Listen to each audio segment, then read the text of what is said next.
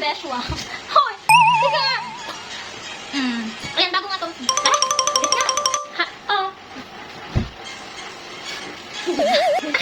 Hala mga Beshwa. Ayan, tutulog na nga tayo. As you can see, nakagdama na tayo. Pero kasi kanina, ay dumating nga itong order ko. Ayan. Kasi ito talagang problema ko, yung pa ako. Lagi siyang nagdadry ganun. So, sabi nga nila maganda ko ito ay, loko! Napitan mo. Hala mga Beshwa. As you can see, nakapagdama na nga tayo. Nakapag-skincare na nga tayo at lahat.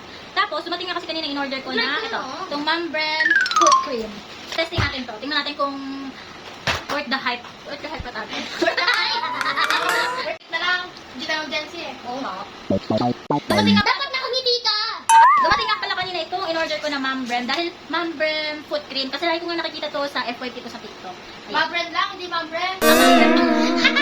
Titingnan nga natin kung talagang effective to. Kung kaya pang pagandahin yung aking mga paa. So, tignan nyo naman. Oo. Diba ang pangit? Oo nga. Ang ganda-ganda. Ang pangit ng paa.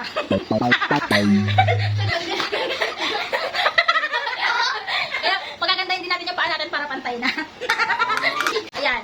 Sige, unbox natin. Wow! Ikaw tayo mag-unbox. Parang gusto mo ikaw mag-video eh. Unbox natin. Buster. Ayan. Lalike yan ni Gagi Gulaan to. 4 grams nga pala to. Anong ganito. Ito dito iba na ano eh. Binababad nila ng 5 to 10 minutes.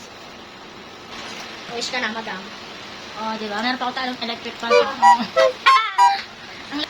Ang sabi dito ay maganda ako. Ito ko lang sa likod ko para makita ka. Patila ka pa eh. Ready na tayo matulog. Ayun na, update ko na lang kayo.